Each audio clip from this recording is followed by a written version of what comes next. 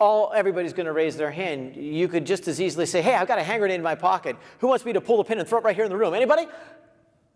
And they would all raise their hand because they're so, generally desirous of you, being, gathering your favor, doing what the teacher wants. And so you got to be careful that you don't lead them by just a positive affirmation in something other than the gospel, your excitement, the enthusiasm, their desire. But every now and then, in spite of me being careful with that, it'll happen. Now, we as children's ministry leaders, we have them like for 1 hour, 1.5 hours of their weekly time. Their parents have them for hours and hours and hours. But every now and then, in the providence of God, boom, it'll happen.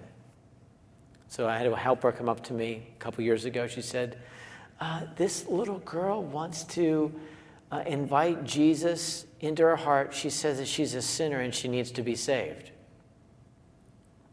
I'm like, okay, well, call her mom. She came with her grandmother. All right, let's call her grandmother.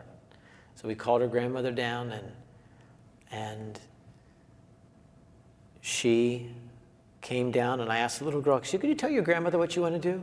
Yeah, Mammy or whatever she called her.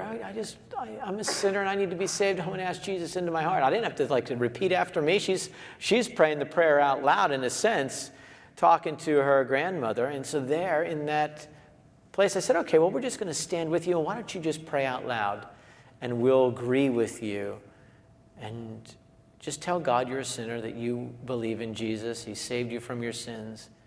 And you want to live your life for him. Just in your own words. And there she was, like third grade girl, went through the whole thing and prayed. There, what happened to